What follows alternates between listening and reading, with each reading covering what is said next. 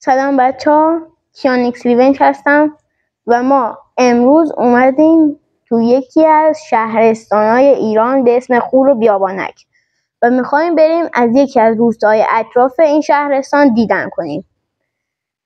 لطفاً همین الان لایک و کامنت بذارین، به جای بر نمیخوره. تو رو خدا از بعضی جای این روستا براتون ویدیو میگیرم. بچه ما الان اومدیم آبگرم. اینا امامزاده آبگرمه. خب اینجا هم کوههای آبگرمه. آب گرمش هم اون بالاتره. اینه کنار چشمه آب انباره.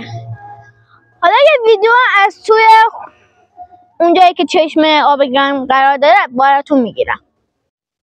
خب اینم از چشمه آب گرم. به دلایل مختلف نمیذارن تو فیلم برداری کنیم. فقط توضیح میدم یه حوض اونجاست، برقم نداره، چیز خاصی نداره. همین.